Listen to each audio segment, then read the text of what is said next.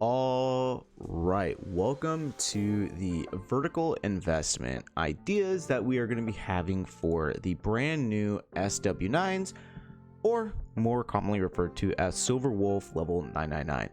And I do think that it's a good thing to look at in terms of light cone options, as well as the Eidolons, which we will be looking at. We're going to be looking at her own individual light cone right here, her Eidolons, and also possible other light cone options for the elation path that you could possibly use in terms of vertical investment for wide variety of different player levels.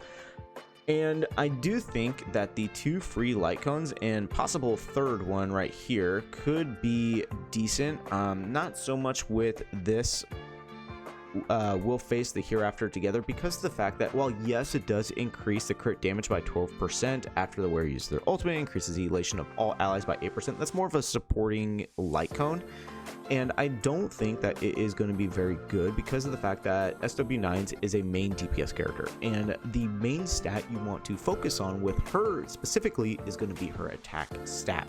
So saying that, I do think that if I don't know why it's doing that. I do think that the brand new Herder Shop light cone Elation Brimming with Blessings is going to be very good because of the fact that it's going to increase the wearer's attack by 20%.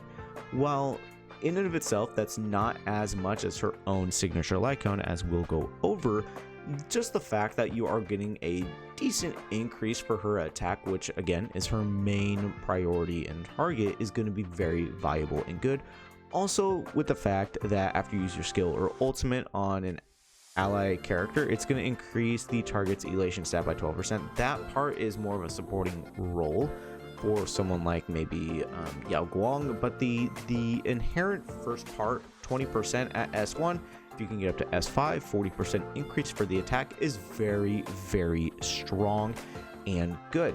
And let's go ahead and look at some of the 4-star options. The Mushy Shrooms Adventure, it's okay, doing all that. Elation damage bonus, not that fantastic and great, unfortunately. And then the other one, today's good luck crit rate. So again, the option is, while it is very good, though I do have to say, because of the fact it is a Herder Shop light cone, you are able to farm it pretty efficiently. Moving over to her signature, now I am fully aware that we are in version 1 and everything could change, but we're going to go with the base premise of what the light cones are going to be doing. Maybe not so much the percentages, right?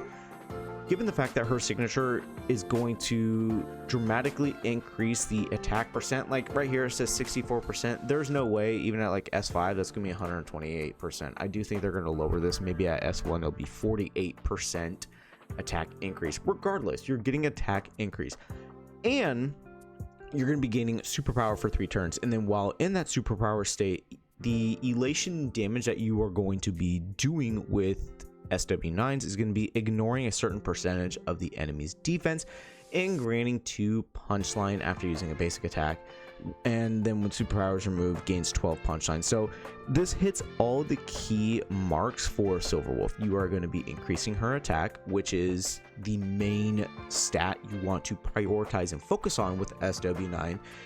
You're going to be ignoring enemies' defense with your elation damage. And then there's a lot of punchline generation, which is another aspect that Silver Wolf wants that you can't inherently do with relics and all of that. But boosting all 3 of those options is going to be fantastic and great. Moving over to the Eidolons, and I definitely think that a lot of people are not taking so much into account what Silver Wolf is going to be really doing. So E1 is the premium supply mystery box, which is essentially like the part of her ultimate. Like you have 3 different options to be, doing 3 different actions, I guess. It's going to additionally provide 2 punchline and increase the elation damage dealt by 200%. Again, this is version 1, so the percentages, some of the wording can change. I do think that that percentage will probably go down a little bit. But regardless, generating 2 additional punchline and increasing your own elation damage is phenomenal. E1 is a great option. E2 is where a lot of people are, like, quite frankly losing their minds because of how good the current wording is. So enemy targets in the zone that you will be providing will be implanted with the absolute weakness. All type weakness and all type base resistance is reduced to 0. So it gives an example. If base resistance is already 0, then the corresponding type resistance decreases by 20%. So you are going to be reducing the enemy resistance to 0. However, if the already base resistance is at 0 as it is because of some other effect or just inherently, then it's going to be reduced by 20%. It's going to be negative 20% essentially is what's going to be happening.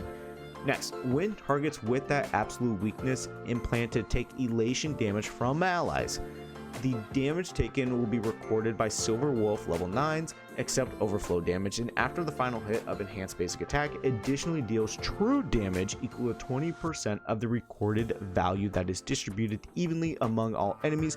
Then recorded value is cleared. So true damage is very important to note, because that is like a higher damage being dealt compared to like your stereotypical regular damage or even elemental damage. The true damage is going to be higher than all of that, and the fact that it's going to be equal to a certain percentage of the recorded value. If it's distributed evenly, you get down to 1 enemy, all that damage is going to go straight to that 1 enemy, so it's very good. E3 is just, you know, level up increases. And then E4 is the elation damage dealt by Honkai level damage demonstration. Additionally, takes into account 999 punchlines. Again, it's a kind of like a funny, silly, ridiculous number that's not going to be, you know, there. But the fact that you are going to be doing an increased amount of damage at E4 is very, very strong. E5, same thing as E3, just boosting levels. E6 is elation damage dealt Merrymakers by 25%. Enhanced basic attack does not clear hidden ranking, reserving 30% of the hidden ranking instead, which is very good. That's how she's able to boost her damage and get into her ultimate a little quicker.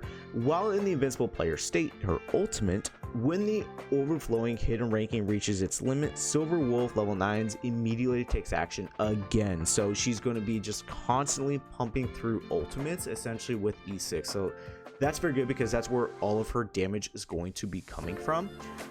But if I had to give a definitive, what would I recommend?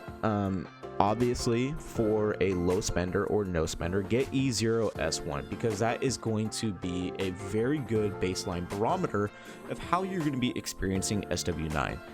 For someone who wants to spend a little bit, I do think E2S1 is going to be very good.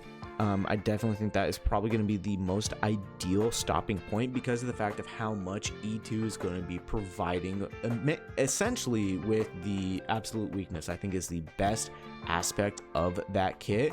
And then obviously E6, if you can get there, if you've been saving for a while because you were excited for the reveal on the Myriad teaser, E6 is absolutely busted and broken, and the name says it all itself. Max solo leveling, I think, is good. Heck, solo leveling. She is gonna be she's gonna be the Shadow Monarch. She's gonna just destroy everything. It's literally gonna be a video game for her.